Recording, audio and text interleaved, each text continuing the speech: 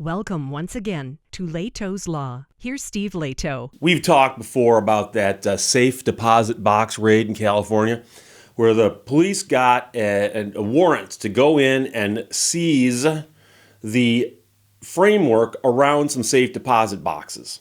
And as part of that, they said, well, we've really got to open up all those safe deposit boxes that are inside that framework and inventory what's inside them. And then after they did that, they said, well, a lot of this stuff appears to be the fruit of crime or possibly something that will be used in a crime. Therefore, we're going to seize it under civil asset forfeiture. All kinds of litigation ensued. And somewhere along the line, the FBI admitted that they went in with the plan to not only seize the framework around the boxes, but the contents of all the boxes, if the contents were worth more than $5,000. That was their intention. That was their plan. Interestingly, though, that plan was not laid out in their application for the search warrant. The application for the search warrant and so on was talking about grabbing the nest, because the nest or the framework of those boxes belonged to the business where that was, and they had the goods, supposedly, on the people who ran the business. But the people whose stuff was in those boxes were individuals unrelated to that business, except that they paid, in essence, rent on those boxes. So now there's an interesting twist here in the Wall Street Journal. This is actually an op-ed piece written by an attorney for the Institute for Justice. How the FBI took an innocent woman's savings. She stands accused of no crime, but the Bureau seized her money anyway. Robert Frommer wrote this. The FBI regularly seizes cash, cars, and other valuables that belong to people who are not accused of any crimes. Months later, many of those people receive a dense boilerplate notice stating that the FBI plans to keep their property forever, without any explanation of why, which of course is a blatantly unconstitutional practice. And by the way, every time I do a story like this, people say, Steve, somebody should fight this on Fifth Amendment grounds. It's been fought on every ground there is, and the courts have not yet said that this practice is wrong. So that's what happened to this woman here when the FBI took her life savings from a safe deposit box during that raid in 21 at U.S. private vaults in Beverly Hills, California. She assumed her money would be given back to her because it was, after all, her money.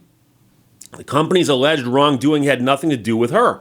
But several months later, she received a notice stating that the government wanted to forfeit her money. And she did not know this, but hundreds of other innocent people who had their safe deposit boxes taken also got the same notice. The notice's dense language pointed to the Bureau's statutory authority for forfeiting property. And then they cite all kinds of laws, such as the Tariff Act of 1930, espionage laws, rules against business dealings with North Korea, and so on. They did not accuse her of dealing with North Korea, but they listed all these statutes and said, we're allowed to do this under many of these statutes. Kind of like pick and choose, So, confused, she looked at the options, and one of them said that she could file a petition with the FBI. So she did that.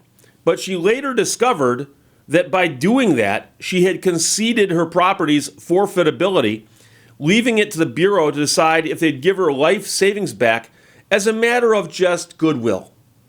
So you wouldn't know that by reading the notice, and the average person wouldn't be able to figure that out. Almost 2 years later, her money still sits in a government account with no indication of whether or not it will be returned. So she doesn't know. So this is not unusual. The FBI sends out similarly inscrutable notices whenever it wants to forfeit property in a clear violation of the Fifth Amendment, which says the government has to provide due process before depriving you of your property. That means saying what it thinks you did wrong, not stringing together legal gibberish. And by the way, it's also giving you an opportunity to be heard in an attempt to get your stuff back. The FBI has, of course, an incentive to stretch the law to breaking, given that federal agencies keep the proceeds from forfeited property. In the U.S. private vaults case, the FBI admitted under oath that even before the raid happened, they had decided to pursue property forfeiture against everything worth over $5,000 in those boxes. Using federal forfeiture records, the Institute for Justice calculated that from 2017 to 2021, the Justice Department agencies gained more than $8 billion through forfeiture. $8 billion. And that's with the FBI taking in about $1.19 billion of that. Courts have already denounced the Bureau's practices in an earlier lawsuit that the Institute for Justice brought regarding U.S. private vaults. A federal judge declared the FBI notices anemic and immediately halted forfeiture proceedings for their clients. So you ask, well, then what's the story here? Well, the ruling applied only to the named plaintiffs in that suit. So the woman in this case and hundreds of others did not get the same relief. So a couple days ago, the Institute for Justice, on behalf of this woman, filed a new class action lawsuit in the District of Columbia seeking to help anyone nationwide who received one of those deficient notices from the FBI. Courts must demand justice by preventing agencies from forfeiting property without informing owners of what they did wrong. Only then will the Constitution's demand for due process be satisfied. So this is more fallout from that private vault company in Beverly Hills, U.S. private vaults.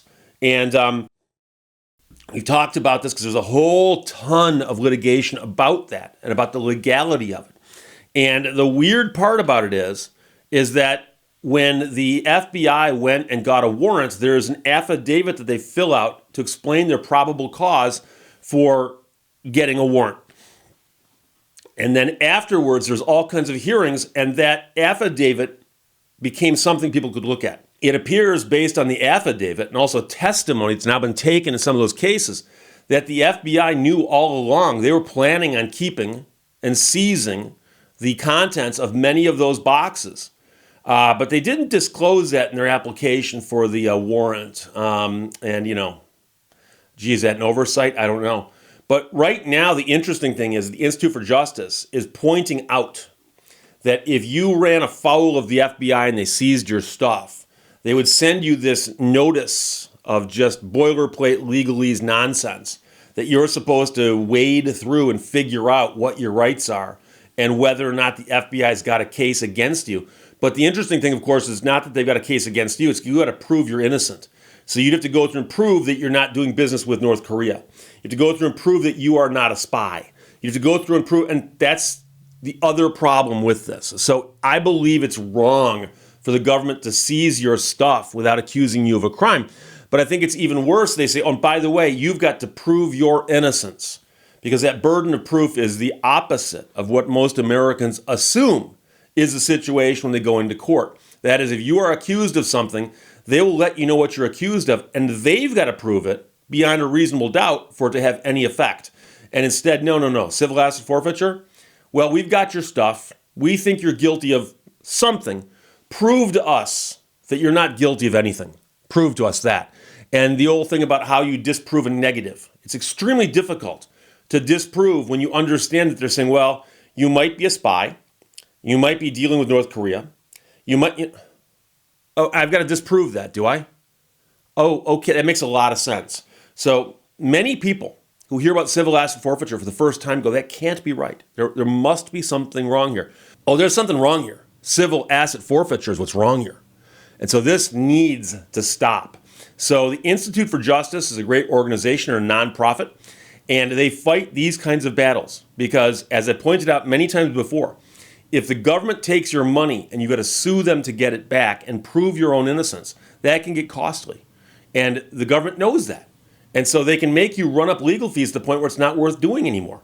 If they took $5,000 from you, are you going to pay an attorney $10,000 to get it back? Some people would, as a matter of principle. Other people couldn't afford it. That's what they know that's the case with many people.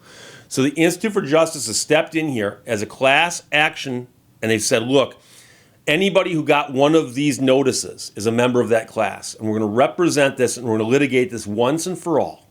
To take a look at these notices and have a court rule on whether or not these notices are legal. And if they're not, perhaps they can get relief for all the people who got those notices, and that would appear to apply to a lot of people in the private vaults case as well in Beverly Hills, but just people across the country whose money was seized by the FBI. So I will mention this as I always do. The Institute for Justice is a wonderful organization. I highly recommend you visit their website. They get involved in great cases like this, but they're supported by people like you and me. So if you're inclined to donate some money, please do so. They exist entirely off of the goodwill of people who want to support their cause. And they do the work that other people won't do, can't afford to do, whatever it might be. And when you look at the stories they do, they are righteous stories, meaning that it's good that they stepped in to take care of this person because this person deserved it. And this case over here, that case also, they stepped in and they're taking care of that case because they deserved it.